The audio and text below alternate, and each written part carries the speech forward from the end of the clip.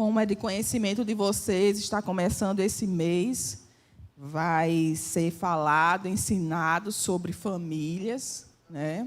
E nós estamos, nesse primeiro domingo, falando sobre isso. Amém? E eu gostaria de falar nessa noite com vocês como o Senhor é lindo, como o Senhor é lindo, porque eu não planejei nada nesse começo. Eu fui totalmente movida, compelida pelo Espírito. Amém? Mas tem tudo a ver para o que o Senhor já tinha colocado em meu coração para passar para vocês. Amém? Eu gostaria que você abrisse comigo lá no livro de 2 Samuel. Antes de a gente ler essa palavra, essa passagem, eu queria falar um pouco sobre o casamento, sobre a família. E antes mesmo da igreja ser instituída, a família foi instituída primeiro. O Senhor fez Adão, fez Eva, amém? E ali já começa um casamento, já começa um meio familiar, não é verdade? E a Bíblia diz lá no livro de Gênesis, aleluia, Gênesis 1, 27, diz: criou Deus, pois, o homem, a sua imagem, e a imagem de Deus o criou. Homem e mulher os criou. Amém? Então, Deus cria o homem, Deus cria a mulher. Amém? E Deus coloca eles no jardim, né? No jardim do Éden. E Deus dá ordem a ele para eles cuidarem.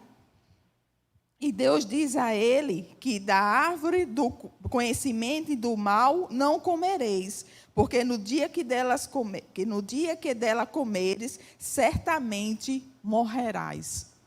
Então Deus dá aquela ordem para ele cuidar, amém, do jardim, para cuidar da vida dele, e também diz para o que ele não fazer, não é verdade? Ele podia comer de todas as coisas. Deus tinha dado tanta coisa para ele, tanta coisa boa, mas Deus disse: olha, mas isso aqui não faça. Ele deu uma ordem para não fazer, porque se ele fizesse aquilo, certamente ele ia morrer.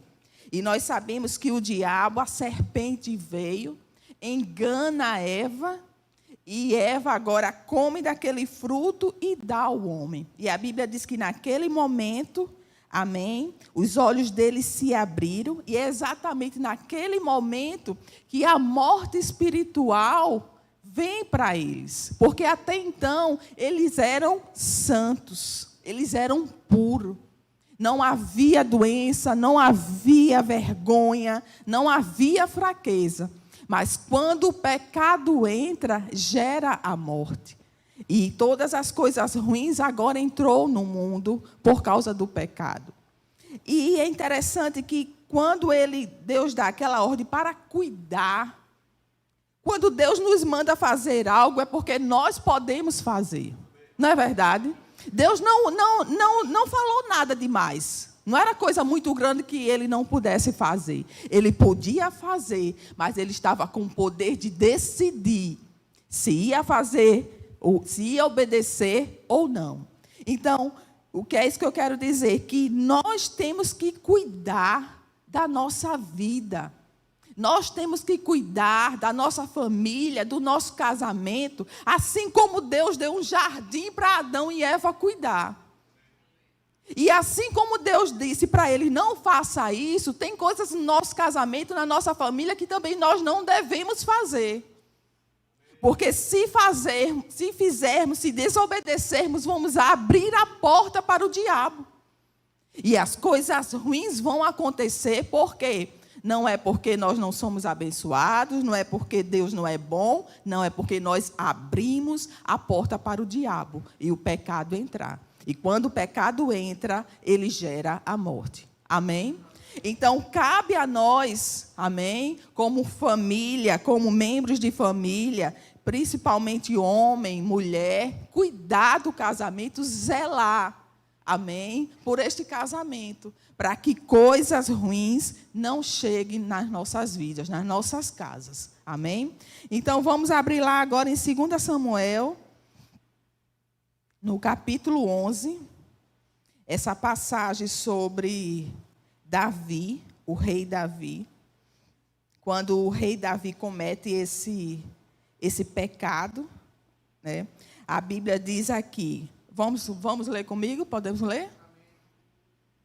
Decorrido um ano, no tempo em que os reis costumam sair para a guerra, enviou Davi a Joabe e seus servos com ele, e a todo Israel que destruíram os filhos de Amon e sitiaram Rabá.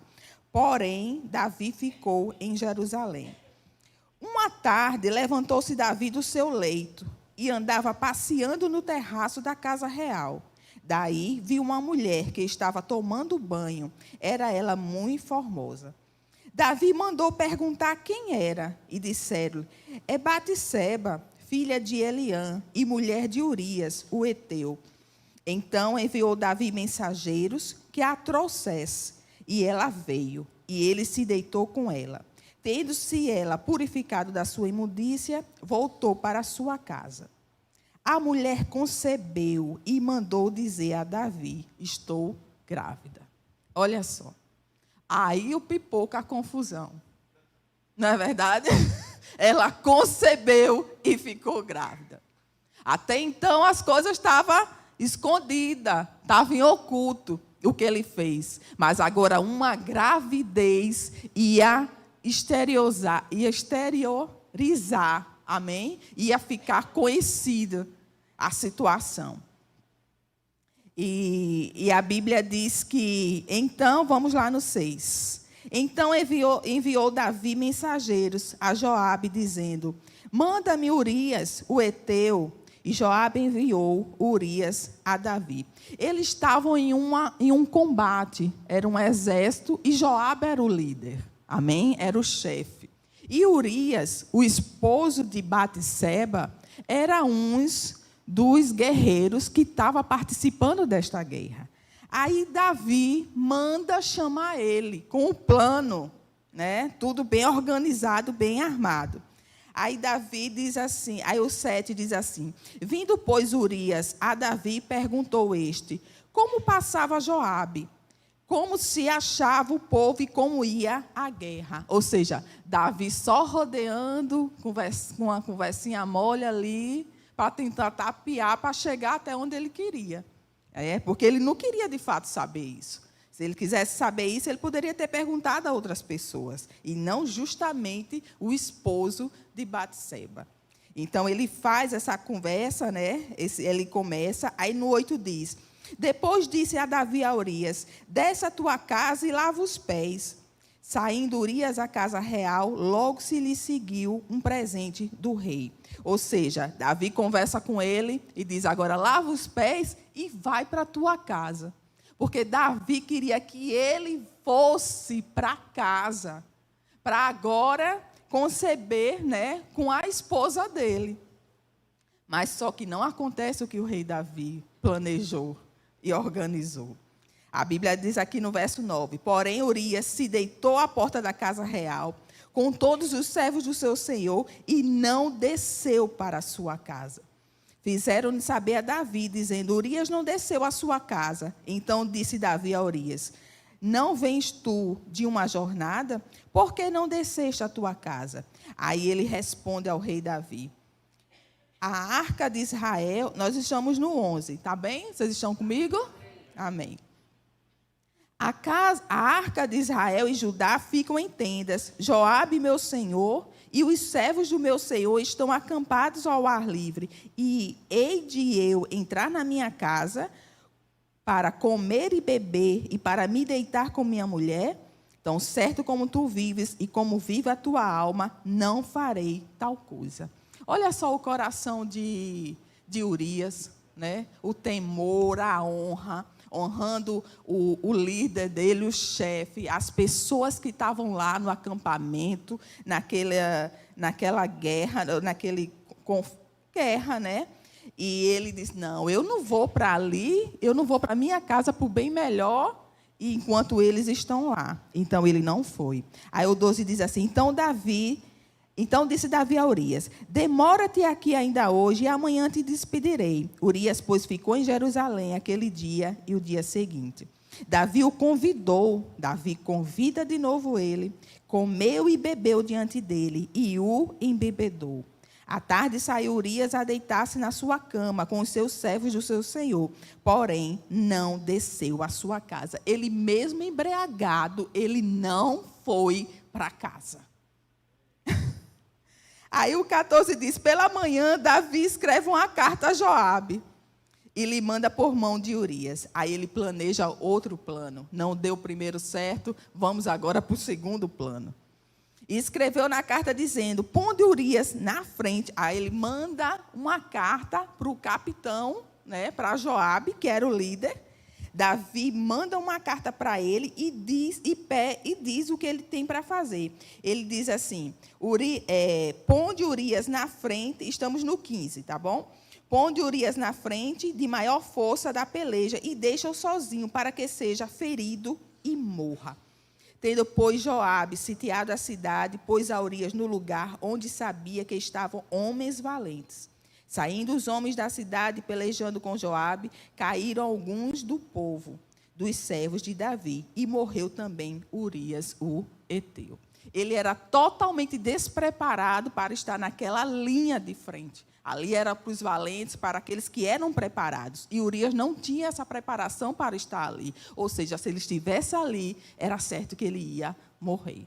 Amém? Então, foi tudo planejado pelo rei Davi. Então, ele morre.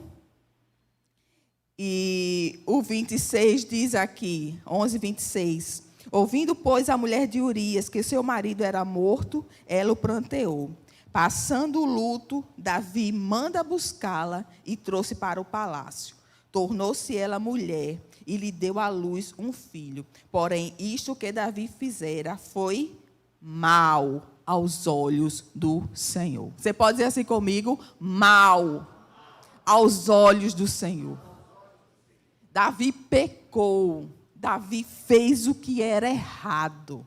Amém? E isso foi mal diante do Senhor.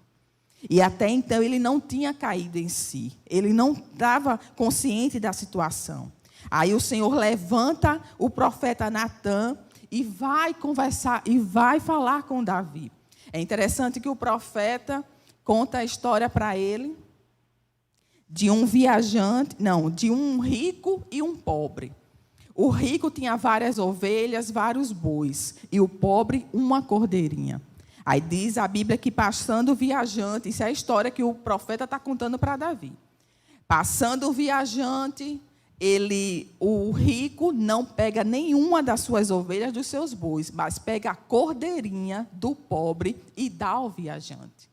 Quando Davi escuta isso, a Bíblia diz assim, diz que acendeu sobremaneira contra ele, contra aquele homem, e disse a Natã, tão certo como vive o Senhor, o homem que fez isso deve morrer.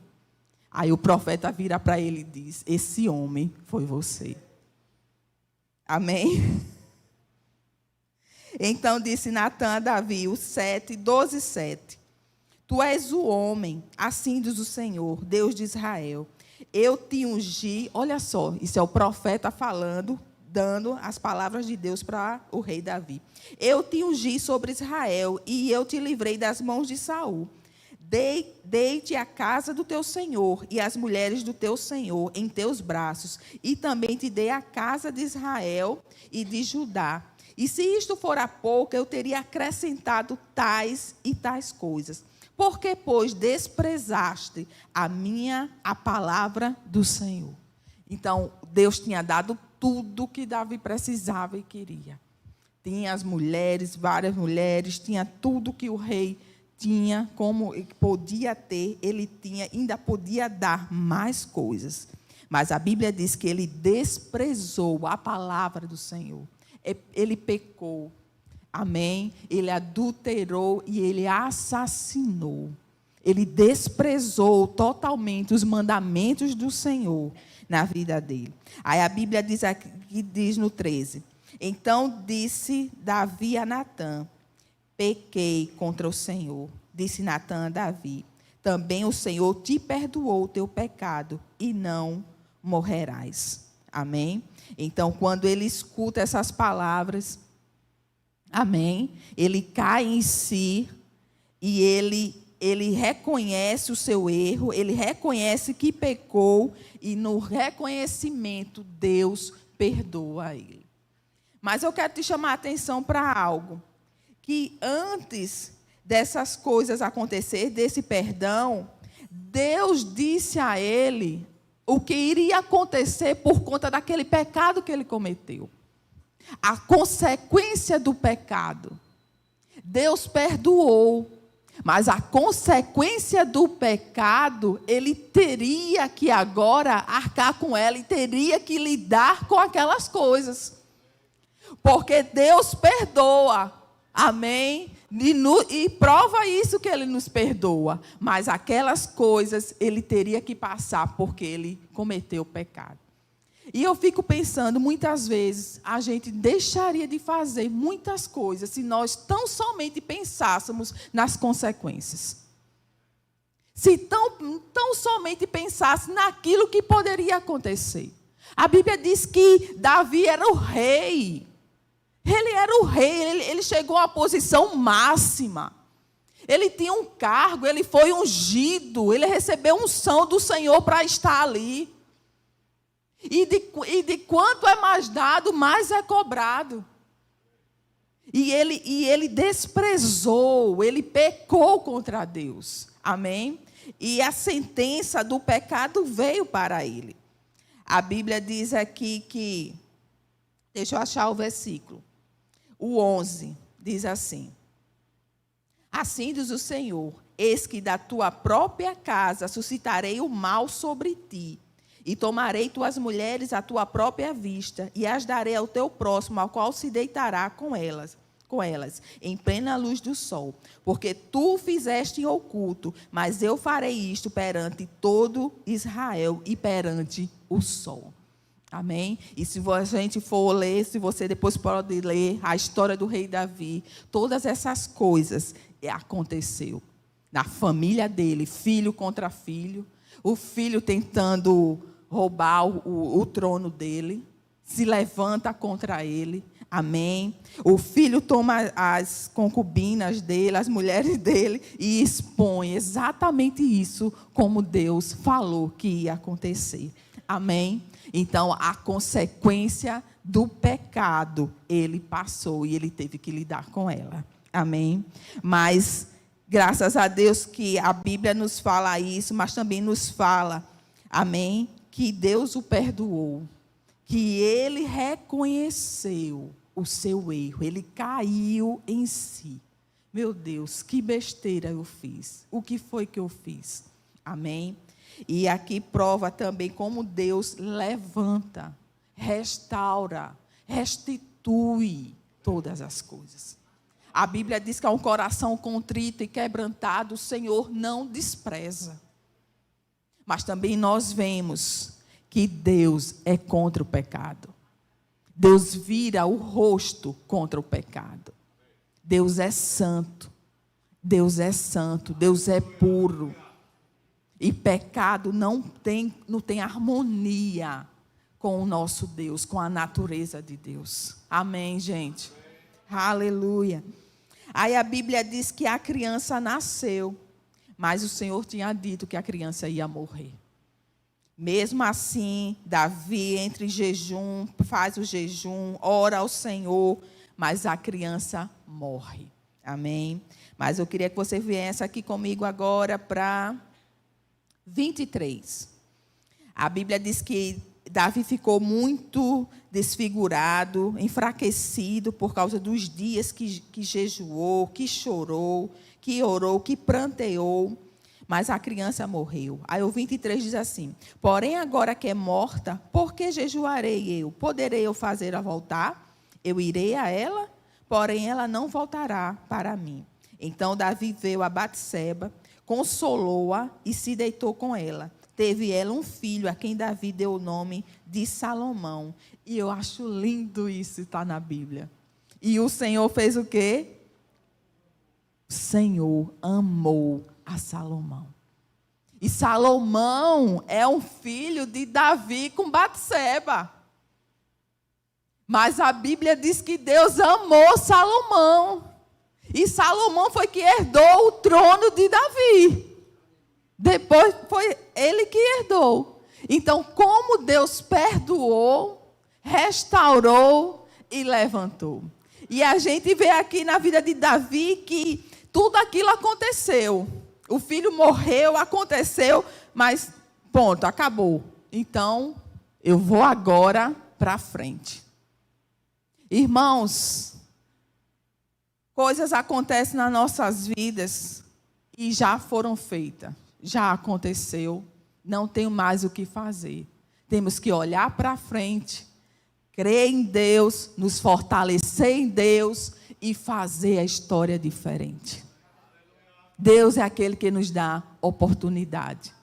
Amém? Se erramos, podemos nos consertar, mas temos que entender que Deus não tem comunhão com o pecado. Amém?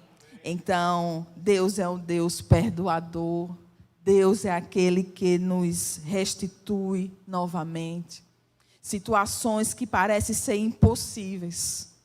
Mas Deus restaura, libera o seu poder.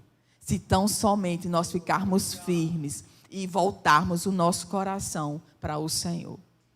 Nessa história aqui que a Bíblia relata, como aquele pecado de Davi afetou a sua família.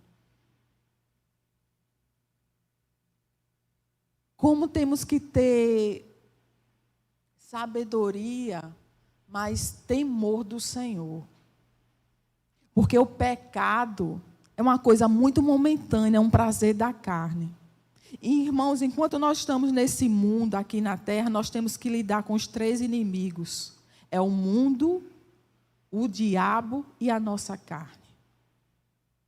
O pecado, a tentação na carne é uma coisa muito momentânea, mas que pode trazer prejuízos gravíssimos para o resto de nossas vidas. E abrir portas para coisas ruins entrarem na nossa família. Amém? Então, nós temos que ter cuidado, nós temos que cuidar da nossa casa, nós temos que cuidar da nossa família, nós temos que cuidar dos nossos filhos, nós temos que cuidar, amém? E ser cheios do temor do Senhor, porque o temor do Senhor é aquilo que nos impede de pecar contra o Senhor. Temor não é medo, temor é respeito, temor é reverência, temor é reconhecer quem Deus é. Eu não vou fazer isso, primeiramente, porque é contra o Senhor. Davi diz, eu pequei contra o Senhor. Ele reconheceu que tinha sido contra o Senhor. O pecado, primeiramente, fere Deus. O pecado, primeiramente, fere a natureza e a santidade de Deus. Mas o temor nos leva a viver uma vida santa, piedosa, que agrada a Deus. E nós podemos viver, irmãos, essa vida santa e piedosa. Nós temos uma carne, amém? Mas agora o que opera dentro de nós é muito maior do que o poder da nossa carne. Ah, sim. A tentação na carne é um desejo, mas nós podemos dominar. O pecado bate à porta, mas cabe a nós dominá-lo. Isso quer dizer que nós podemos dominar. A Bíblia diz que a lei do Espírito da vida em Cristo Jesus já nos livrou da lei da morte, do pecado e da morte. Isso quer dizer que o pecado não tem mais domínio sobre nossas vidas. Isso quer dizer que nós podemos nos levantar no poder de Deus, fortalecidos pelo Senhor, e dominar qualquer tipo de pecado que bata nas nossas portas. Por maior que seja a pressão, por maior que seja o desejo, nós podemos dominar. Aleluia, aleluia, aleluia. E temos que ter cuidado, irmãos, com aquilo que nós ficamos vendo. Temos que ter cuidado com quem nós conversamos, com quem nós amizades, coisas que não são saudáveis e que lá no fim pode dar em coisas que não prestam. Amém? Então tenhamos cuidado e vivamos cheios do temor do Senhor. Amém. Glória a Deus. Marcos. Quantos filhos dele tem aqui? Amém, irmãos. Então, nós vamos celebrar a ceia, mas antes de celebrar a ceia, eu vou seguir a nota que a Ara começou aqui. Irmãos, nós temos que entender o tempo que nós estamos vivendo. Uma coisa era a antiga aliança, outra coisa é a nova aliança. Jesus disse que não se põe remendo de pano novo em vestido velho. E não se põe vinho novo em odres velho. Pois semelhante vinho rompe os odres e entorce e estraga-se o vinho. Mas deve-se colocar vinho novo em odres novos. Amém? E tecido novo em tecido novo, irmãos. Porque não tem como harmonizar as coisas. Nós vemos sobre o pecado de Davi e todas as consequências que ele sofreu. Mas nós estamos numa aliança superior. Amém? Os sacrifícios do Antigo Testamento, eles não tiravam o pecado, mas eles cobriam o pecado, mas a consciência do pecado ainda estava lá. Mas o perfeito sacrifício, ele tem poder de tirar o pecado. Amém? Mas eu quero dizer uma coisa, que o pecado, ele sempre apaga a luz. E a fé, ela vai ficar trêmula nas trevas da comunhão rompida. São os pequenos delitos que têm levado os cristãos aos grandes fracassos. Mas se nós formos diligentes, se nós não formos negligentes, com os recursos da graça, nós podemos viver a realidade desse evangelho que nós abraçamos. Amém? Então, mas eu quero continuar sobre essa exortação. Abra sua Bíblia em Hebreus, Hebreus capítulo 12, eu creio que seja. Deus é muito bom, irmãos. Aleluia. Aleluia. Hebreus capítulo 12, versículo 4. Nós vamos ler um texto um pouco longo, mas nós vamos ler e nós não vamos nos deter.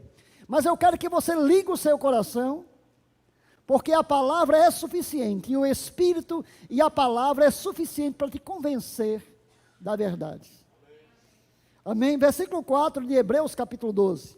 Ora, na nossa luta contra o pecado, ainda não tendes resistido até o sangue. E estáis esquecido da exortação que, como filhos, discorre convosco. Filho meu, não menospreze a correção que vem do Senhor.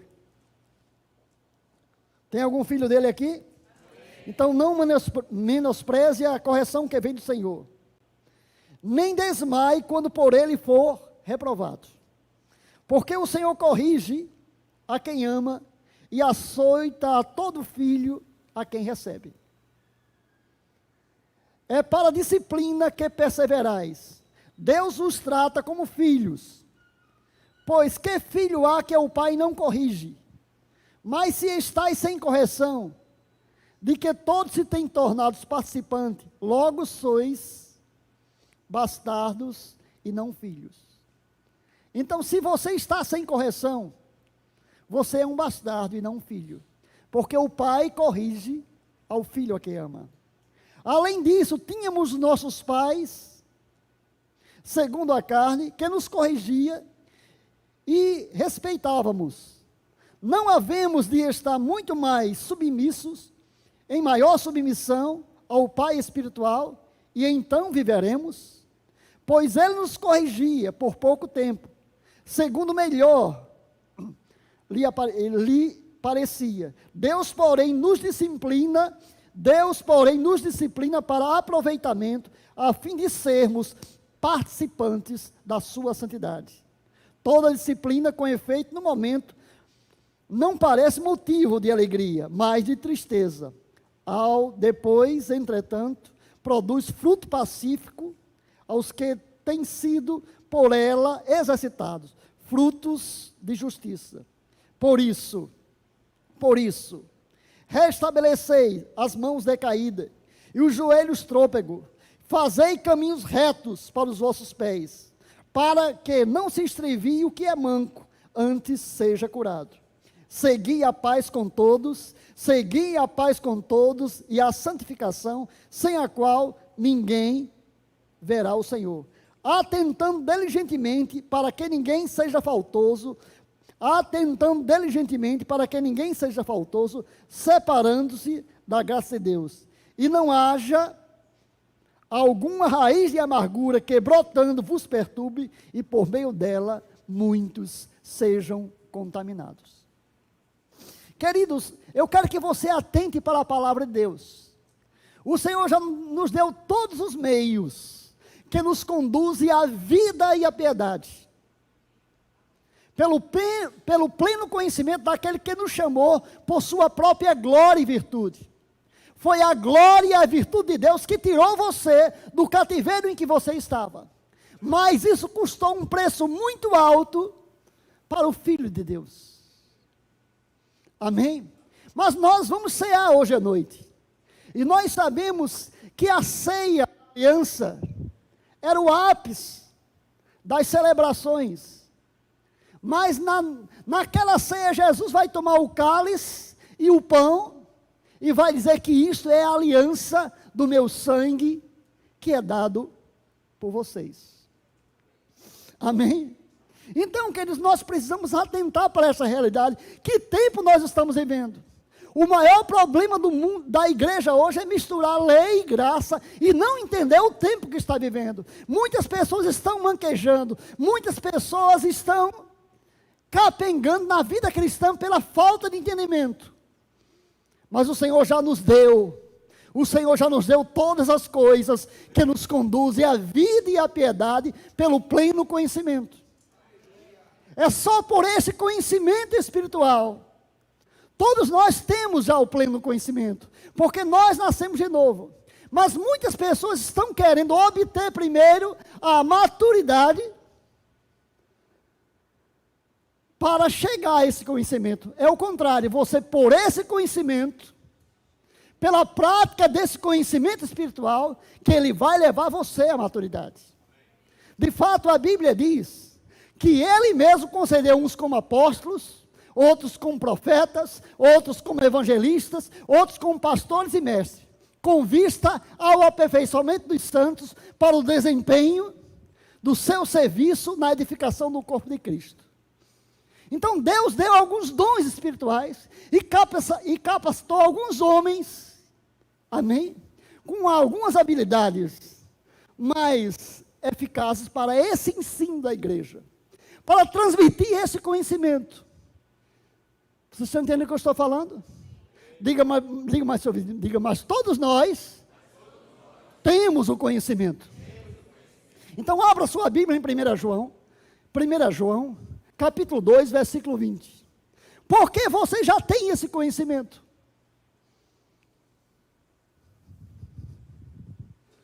Então, 1 João 2,20 dizem: vós possuís a unção e todos tendes conhecimento. Amém. Ele está falando do conhecimento espiritual. Vós possuís a unção, todos vocês possuem a unção, e por essa unção vocês têm o conhecimento. E no versículo 27, ele diz, no versículo 27 de 1 João, capítulo 2, quanto a vós, a unção que dele recebestes, ela permanece em vós. Amém? Ela permanece em vós, e não tendes necessidade de que alguém vos ensine, diga. O homem não pode me transmitir esse conhecimento. O homem, ninguém é o homem natural. Mas nós não somos ninguém. Nós somos alguém. Nós somos alguém que nascemos de Deus, temos a natureza divina, temos o Espírito em nosso coração, como selo e penhor da nossa herança, para vivermos essa realidade do Evangelho. Mas nós só iremos viver se nós não formos lerdos, desapercebidos, negligentes com os recursos da graça. Quantos estão comigo aqui? Nós vamos cear hoje à noite. Nós não vamos sair daqui condenados. Nós vamos sair daqui cheios de alegria. Mas nós não vamos sair daqui com um salvo-conduto para o pecado. Amém, irmãos? Porque o pecado sempre apaga a luz e a fé fica trêmula nas trevas da comunhão rompida.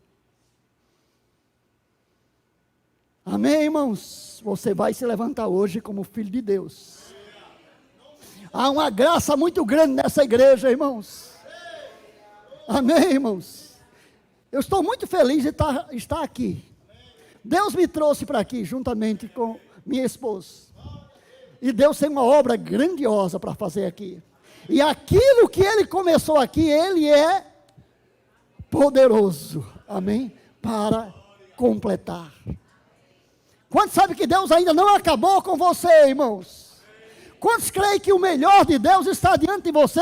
O melhor de Deus não passou ainda. Vai ficar mais claro, vai ficar mais belo, vai ficar mais seguro, vai ficar mais empolgante. Eu completei 59 anos. Estou mais animado agora, irmãos, com essa palavra. Diga, é com alegria. Diga, é com alegria que se tira a água das fontes de salvação. Amém, irmãos? É com alegria que você vai tirar. Então, lá em Hebreus, capítulo 8, versículo 6. Irmãos, eu vou pular aqui versículos para nós celebrarmos a ceia. Amém. Nós vamos chegar no capítulo 10. Amém. E nós vamos ceiar com consciência de quem nós somos, do que nós temos e do que nós podemos. Amém. Eu acho interessante, irmãos, que o Senhor fala da mulher de Urias, não coloca nem o nome dela, mas ela está na genealogia de Jesus. Amém. Nasceu Salomão da que fora mulher de Urias. Irmãos, foi um fracasso muito grande, mas Deus remediou as coisas da melhor maneira possível. Mas veio Jesus Cristo e nos tirou daquela condição, irmãos. Que a força do pecado que operava na nossa carne era muito maior do que a força do nosso desejo de obedecer. Tinha coisas que o diabo laçava o homem completamente. Mas eu tenho uma novidade para você: você agora é livre do poder do pecado. Você é livre do poder do pecado.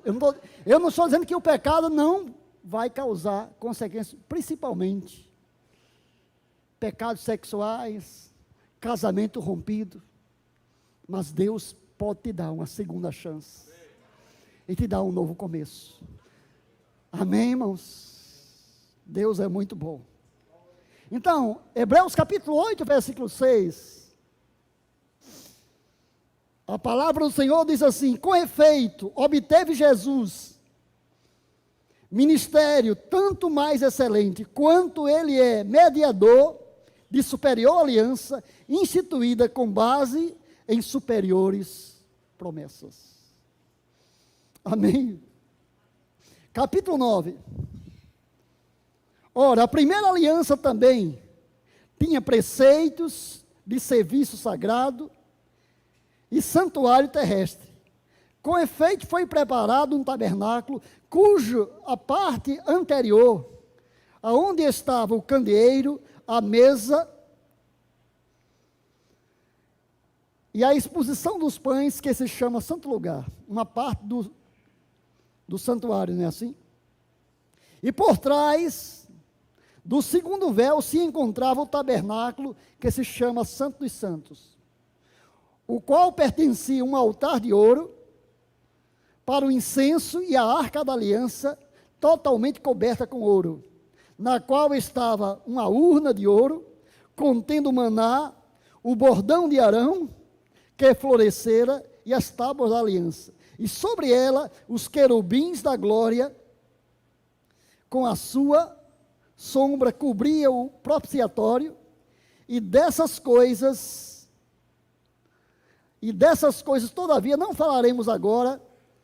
Então, ele continua, versículo 6, ora, depois de tudo isso assim, preparado, continuamente entra no primeiro tabernáculo, ou na primeira tenda do tabernáculo, os sacerdotes, para realizar serviços sagrados, mas no segundo tabernáculo, ou seja, no Santo dos Santos, o sumo sacerdote, ele sozinho, uma vez por ano, não sem sangue, e oferece por si e pelos pecados de ignorância do povo, querendo com isto dar a entender o Espírito Santo que ainda o caminho do santo lugar não fora manifesto, ou seja, não estava desimpedido, enquanto o primeiro tabernáculo estivesse erguido. Isto é uma parábola para a época presente. Segundo esta, se oferece tanto dons como sacrifícios, embora esses, no tocante à consciência, sejam ineficazes de aperfeiçoar aqueles que prestam culto, os quais não passam de ordenanças da carne, baseada somente em comidas, bebidas e diversas oblações, impostas até o tempo da reforma. Então, tudo isso foi imposto até o tempo da reforma. Quando, porém, veio Cristo, como sumo sacerdotes dos bens já realizados, mediante maior e mais perfeito tabernáculo, não feito por mãos, quer dizer, não desta criação, não por meio de sangue de bodes e de bezerros, mas com o seu próprio sangue, entrou no Santo dos Santos, uma vez por todas, tendo obtido eterna redenção.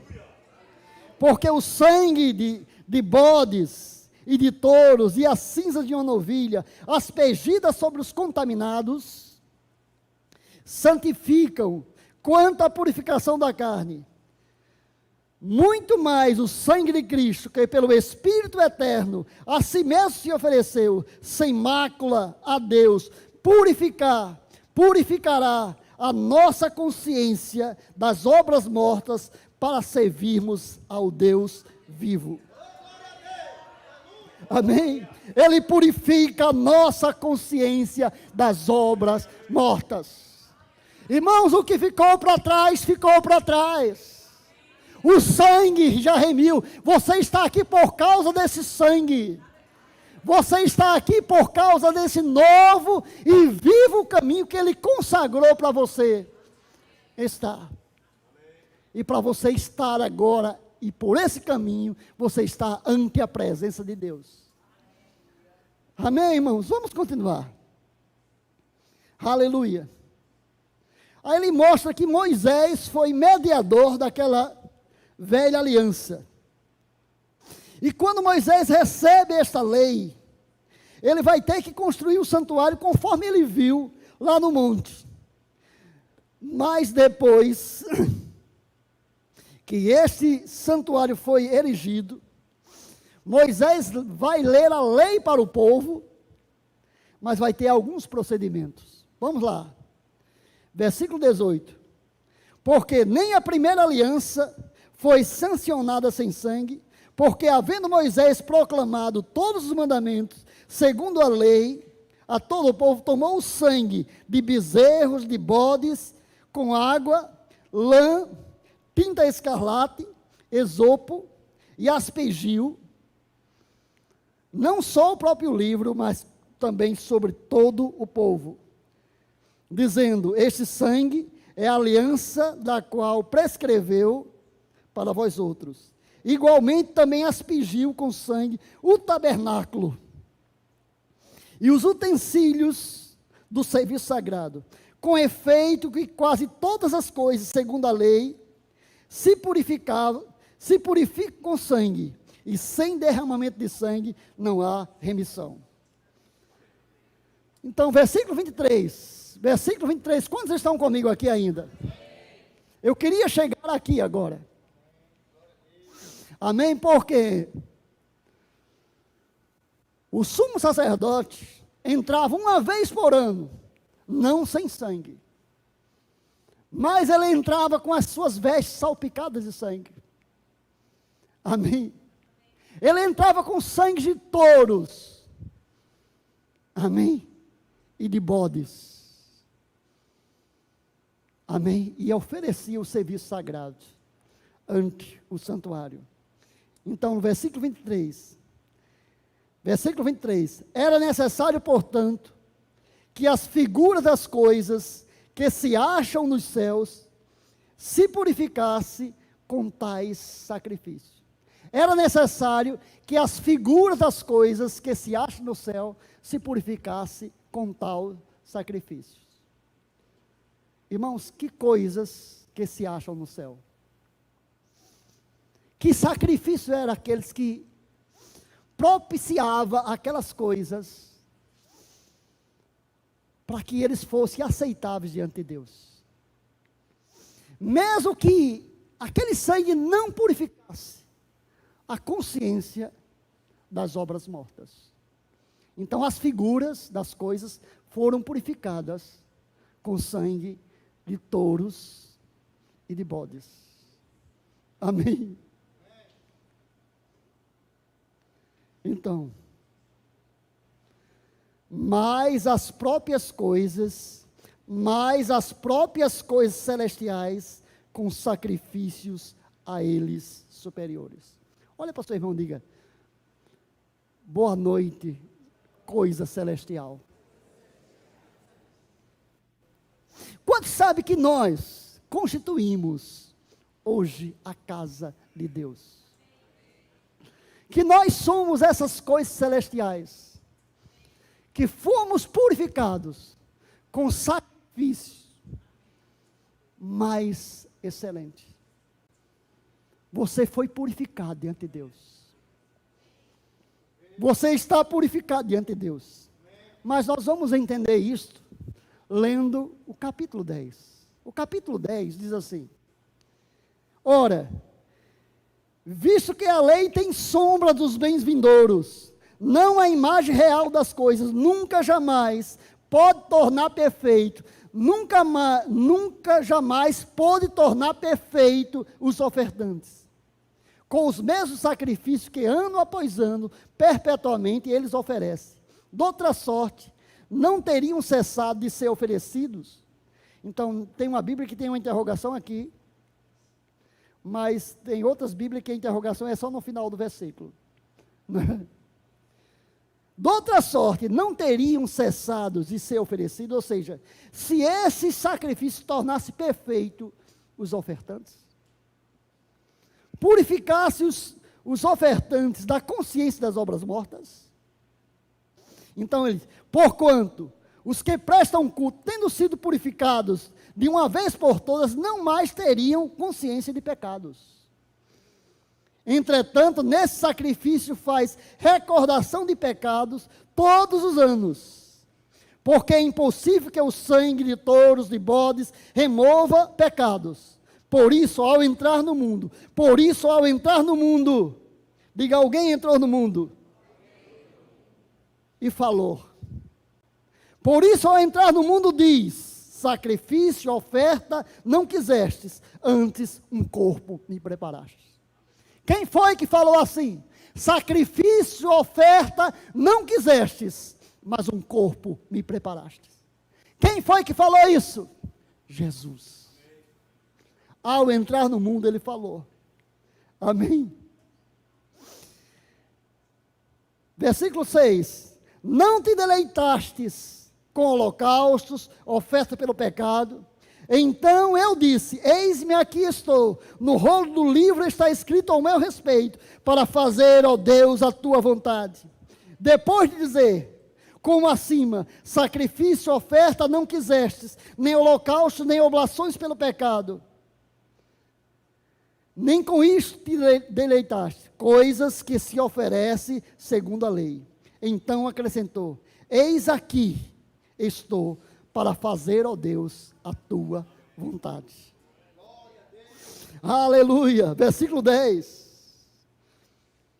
Amém? Mas ele disse, remove o primeiro, para estabelecer o segundo. Remove o primeiro, para estabelecer o segundo. Quando sabe que Deus removeu o primeiro, e estabeleceu o segundo? Irmãos, e está estabelecido para sempre. Está estabelecido para sempre. Amém? Então, o escritor diz assim, nessa vontade é que temos sido santificados mediante a oferta do corpo de Cristo, uma vez por todas. Amém? Ora, todo sumo sacerdote se apresenta dia após dia para exercer o sacrifício sagrado e oferecer muitas vezes os mesmos sacrifícios que nunca jamais pôde remover os pecados. Jesus, porém, tendo se oferecido para sempre um único sacrifício pelos pecados, assentou-se à destra de Deus, aguardando daí em diante, até que os seus inimigos sejam postos por estrado dos seus pés. Porque com a única oferta aperfeiçoou para sempre os que estão sendo santificados.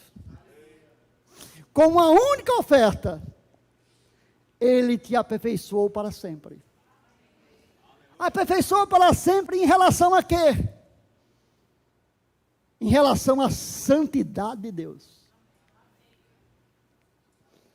Quando o rei Uzias teve uma visão do trono de Deus, lá no capítulo 6 de Isaías, e ele viu aquele trono de Deus, cercado de querubins, que tinham 6 asas, que com 2 cobriam o rosto, com 2 cobriam os pés, e com 2 voavam. Amém?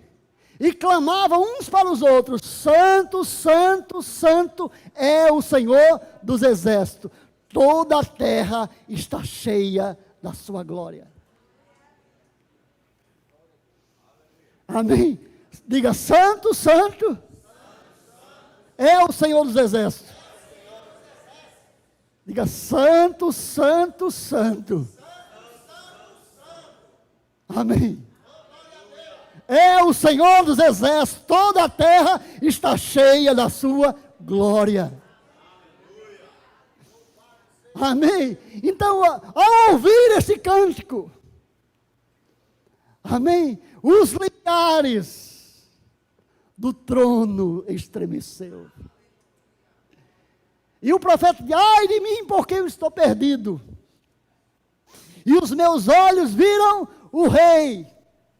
Eu habito no meio de um povo, amém, de impuros lábios, e os meus olhos viram o Rei da Glória. Amém. Mas o Senhor, um querubim voou e trouxe uma brasa viva, tirada do altar, e tocou na boca do profeta. E a maldade dele foi tirada. Já anunciando, irmãos, que a nossa purificação vinha de lá, vinha do céu. Só o próprio céu podia nos propiciar para Deus. Só o próprio céu nos podia fazer agradável diante de Deus. Mas para isso, Jesus Cristo teria que se fazer homem. O próprio Deus teria que se esvaziar desta glória e assumir a glória que o homem havia perdido. E como homem humilhar-se até a morte e morte de cruz. E Deus exaltá-lo soberanamente e lhe dar o nome que está acima de todo nome, para que ao nome de Jesus se dobre todos os joelhos dos que estão nos céus, na terra e debaixo da terra. Eu quero dizer uma coisa: Satanás não é páreo para você. Satanás não é páreo para esse nome. Quando você falar nesse nome, você vai ver o diabo tremendo como um cachorrinho. Irmãos, esta é a redenção. Não é pelos seus méritos, é pelos méritos do próprio Cristo. O profeta Isaías, escrevendo o seu livro, terminando o seu livro, no capítulo 61, versículo 10 e 11, ele diz: regozijar-me-ei muito no Senhor, regozijar-me-ei muito no Senhor, a minha alma se alegra em Deus, porque Ele me vestiu com vestes de salvação, Ele me cobriu com o seu manto de justiça, como a terra que produz os seus renovos, como o jardim faz brotar o que nele se semeia, assim também o Senhor fará brotar, assim também o Senhor fará brotar a justiça e o louvor ante todas as nações. Eu quero dizer que você não é um religioso, você está aqui para manifestar esta glória que está em você, e você vai manifestar quando você atentar para o caminho que está aberto diante de você, para o caminho que está aberto diante de todos nós. Há uma porta aberta, a qual ninguém pode fechar. Há uma porta aberta, pela qual você vai passar, sair e encontrar pastagens. Amém. Mas aqui, nesse capítulo 10, o apóstolo, ele diz assim, versículo 18: tendo, pois, irmãos, intrepidez para entrar no santo, amém, para entrar no santo dos santos, pelo sangue de Jesus, pelo caminho, pelo novo e vivo caminho. Diga: caminho novo e vivo. Amém. Que Ele nos consagrou pelo véu, isto é, pela sua carne, tendo grande sumo sacerdote sobre a casa de Deus. Irmãos, quantos creem que nós temos um grande sumo sacerdote sobre a casa de Deus? Quem é Ele? Jesus. É Ele que agora te representa diante do Pai. Ele agora está representando você diante do Pai. Mas não com sangue alheio, não com sangue de novilhos e de bodes, mas com o seu próprio sangue. Irmãos, não existe pecado que esse sangue não possa remover. Não existe fracasso que o Senhor não possa restaurar. Se você decidir trilhar este caminho agora. Amém? Se você decidir todo dia passar por ele, viver por ele. Amém? Mas nós temos que fazer assim, nós temos que nos aproximar com sincero coração. Chegou, irmãos, vamos acabar o tempo desta fé cênica, desta fé teatral, que nós até levantamos as mãos, mas não dilatamos o nosso coração. Vamos sejamos sinceros naquilo que estamos fazendo. Por quê? Aproximemos com sincero coração e em plena certeza de fé. Aproximemos-nos com sincero coração e em plena certeza de fé. Diga, tendo o coração purificado, a consciência. Diga, e o corpo lavado em água pura. Diga, guardemos firmes. Diga, guardemos firmes a confissão da esperança. Porque quem fez a promessa é fiel. Quantos estão dispostos a guardarem firmes a confissão da sua esperança? Qual é a confissão da sua esperança, irmãos? Como vai ser a sua vida daqui para frente? Eu completei 59. Como é que vai ser daqui para frente? Artrite, Alzheimer? É isso? Qual é a sua esperança? Diga, Cristo em nós é a esperança da glória. Cristo em nós é a esperança da glória. Mantemos firmes a confissão da nossa esperança, porque quem fez a promessa é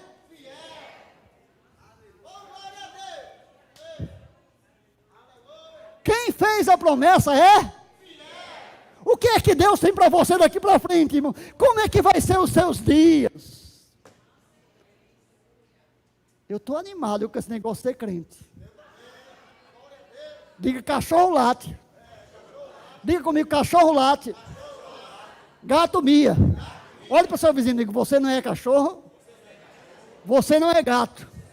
Diga, você não vai miar, nem latir.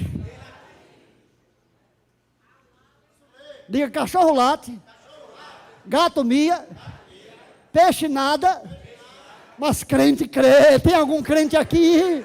Tem algum crente aqui? Tem algum crente aqui? Você vai falar o que a palavra de Deus diz ao seu respeito.